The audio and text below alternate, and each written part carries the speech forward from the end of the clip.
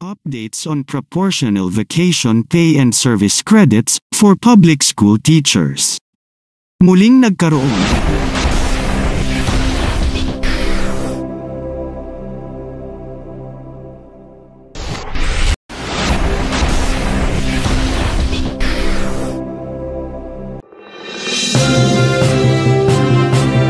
Magandang araw po mga kaguro.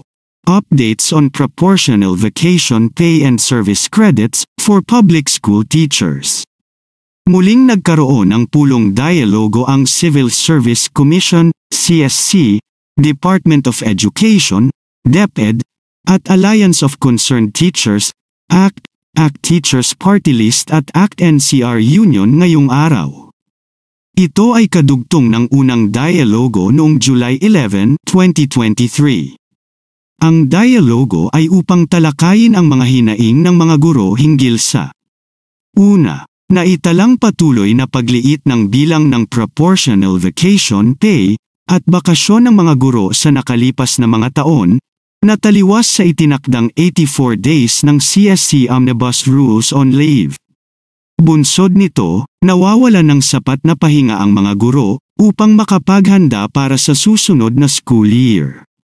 Pangalawa, hindi makatarungang limitasyon na 15 days service credits na maaaring makamit ng mga guro kada taon sa kabila ng labis-labis na trabahong ginampanan na maaaring tumbasan.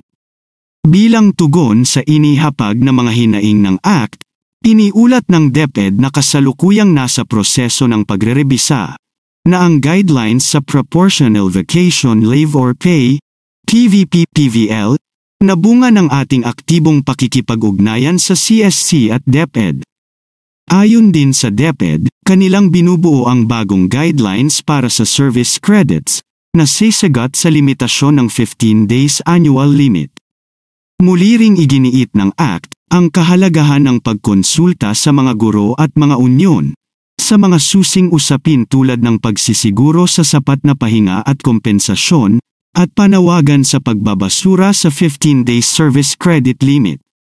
Dumalo rin sa pulong si Representative Franz Castro ng ACT Teachers Party List upang makinig sa talakayan, ibahagi ang mga panukalang batas na kanyang inihain sa Kongreso kaugnay sa mga usaping ito at ihapag ang mga mungkahing hakbangin upang matugunan ang hinaing ng mga guro.